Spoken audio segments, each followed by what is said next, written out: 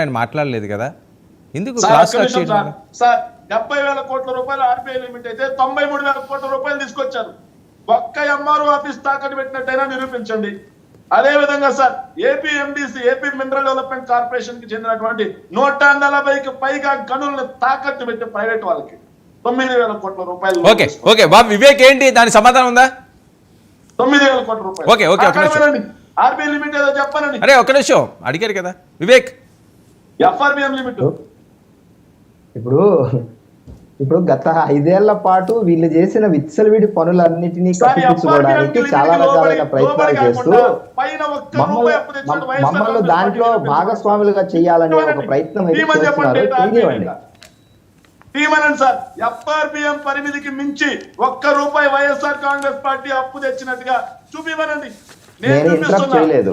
23,000 కోట్ల రూపాయలు ఎఫ్ఆర్బిఎం పరిమితికి మించి తీసుకొచ్చింది. Okay okay okay okay Shekhar చెప్పనివ్వండి. అరే ఒక్క నిమిషం చెప్పనివ్వండి, ఆయన చెప్పనివ్వండి. కోవిడ్ ఉన్న తీసుకురాలా మాట్లాడమనండి. ఊరికే వైఎస్ఆర్ కాంగ్రెస్ పార్టీ గురించి పరిమితికి మించి వైఎస్ఆర్ కాంగ్రెస్ పార్టీ అధికారంలో ఉన్నప్పుడు ఒక్క నిమిషం Shekhar, Shekhar time waste. Shekhar Shekhar Shekhar time waste, time waste.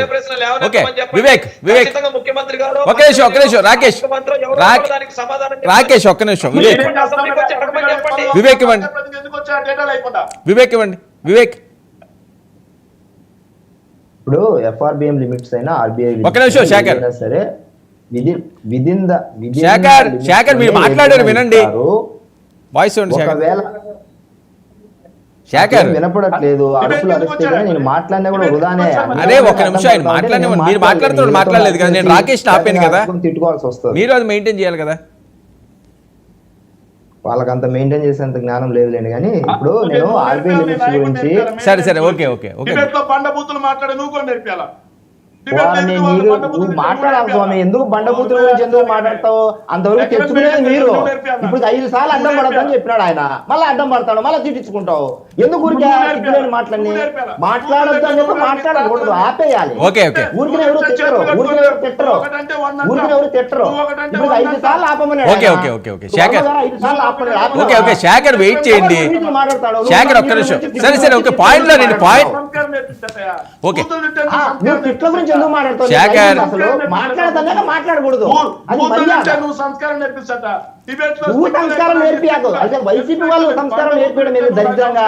మీరు నేర్పించడం ఏంది? గ్రామీణ భాషలో సంస్కారం నేర్పిస్తారు మాకు. లా భాష మాట్లాడే వాళ్ళు మీరు కూడా నీతులు చెప్పడం. లా భాషలు దా భాషలు మాట్లాడే